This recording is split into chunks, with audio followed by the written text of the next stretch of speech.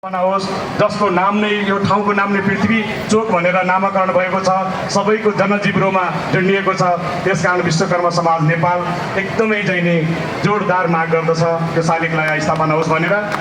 र धेरै कुराहरू त आए, देश र देशवासीको लागि पृथ्वीनारायण शाहले धेरै दिव्य उपदेशहरू दिनुभयो, यहाँहरू सबैलाई थाहा नै छ।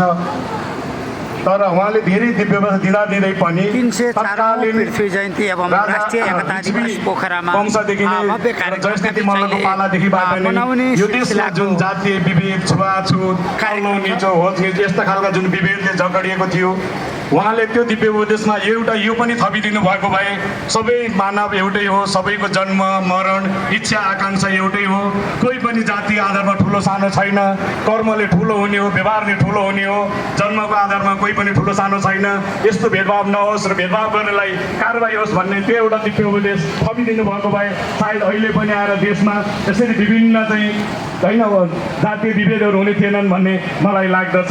सबैको ध्यान जाओस्, सबैलाई चेतना भया। जय राष्ट्रिय एकता दिवस, जय विश्वकर्मा बाबा।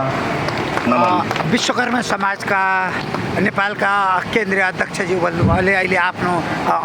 बस्किनु भएको अवस्था छ। अहिले अब हामी चारौँ भक्ति सङ्गीत प्रतिष्ठानका समूहबाट एउटा नृत्य चाहन्छौँ। कति भाषण मात्रै सुन्ने भन्नु होला, फेरि त्यो उनीहरूले हामीले 304औं मनोरञ्जनको लागि पृथ्वी जयन्ती एवं राष्ट्रिय एकता दिवस मनाउने सिलसिलामा अहिले पोखराको पृथ्वी चोकमा भएको यो माहौल होइन, यो कार्यक्रमको माहौलबाट चाहिँ हामी माहौललाई यहाँ भक्ति सङ्गीत प्रतिष्ठानका अहिले हामी गरिरहेको क्रममा छौँ। सम्पूर्ण पोखरामा रहनुभएका, पोखरा क्षेत्रमा रहनुभएका धार्मिक, सामाजिक, सांस्कृतिक सङ्घ संस्थामा आबद्ध व्यक्तिहरू र नेपालको अस्तित्व चिरकालसम्म स्थापित रहिरहनुपर्छ। पोखराको पृथ्वी चोकमा पृथ्वीनारायण शाहकै शालिग रहनुपर्छ, इतिहास तोडमोड गर्न पाइँदैन भन्ने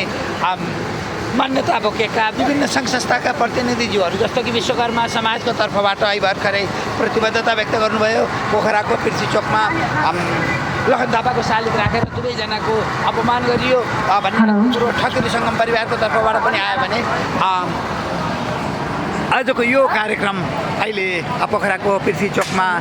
भइरहेको क्रम छ। अहिले कार्यक्रमको सहसंयोजकको हिसाबमा विश्व हिन्दू महासङ्घ नेपाल राष्ट्रिय समिति काशीको तर्फबाट हामीले समेत प्रतिनिधित्व गराएको अवस्था यो छ भने अहिले यो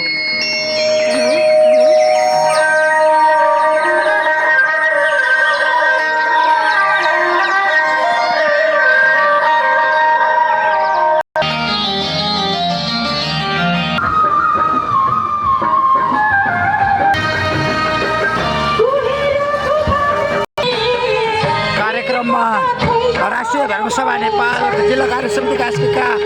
निवर्तमान अध्यक्ष एवं वर्तमान अध्यक्षज्यू लगायत यहाँ धार्मिक व्यक्तित्वहरूको उपस्थिति छ भने यहाँ होइन पूजनीय माताश्रीको पनि यहाँ उपस्थिति रहेको क्रम छ।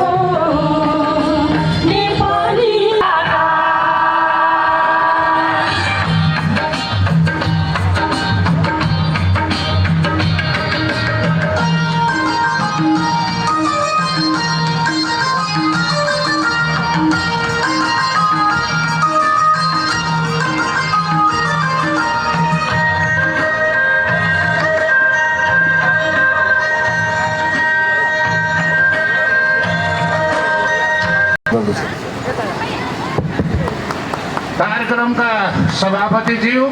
मञ्चमा आसीन प्रमुख अतिथि लगायत राष्ट्रवादी अग्रजहरू र मुलुकको अभिभावक काँधमा लिँदै मुलुक बचाउनुपर्छ भन्ने छ। यो नेपाल 282 वर्ष स्वतन्त्र राष्ट्रको रूपमा कायम भइसक्यो, रहिरह्यो, तर नेपाल एकीकरण भएको देख्न नचाहने सोझा साझा जनजातिहरूलाई उचालेर आम नेपालीको पहिचान र नेपालीको आत्मासँग जोडिएको पृथ्वीनारायण शाहको शालिग पृथ्वी चोकमा भत्काउने काम गरे।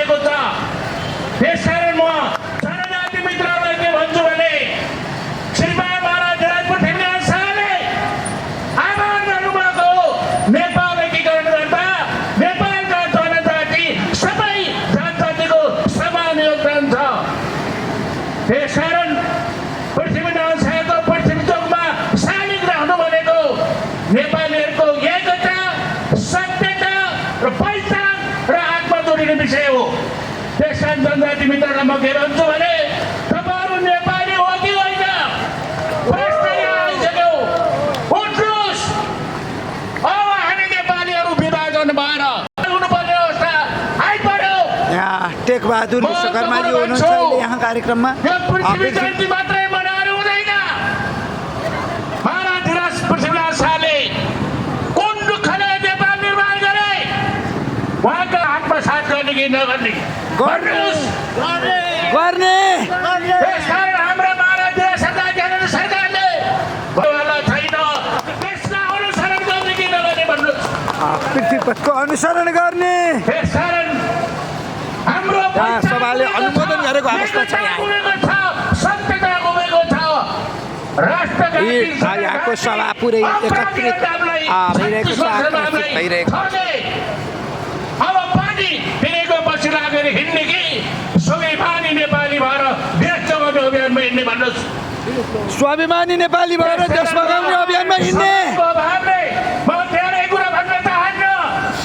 अब 143 सडक दलमा विभाजन भएर देश जोगिन्छ जोगिँदैन त्यसकारण स्वाभिमानी नेपालीहरू हिजो हामी जानेर विभिन्न दलमा विभाजित भयौँ अब ती दलहरूले देशलाई कुन खानामा पुर्याए अब त्यो दलभन्दा माथि उठेर स्वाभिमानी नेपाली भएर राष्ट्रवादी भएर महाराज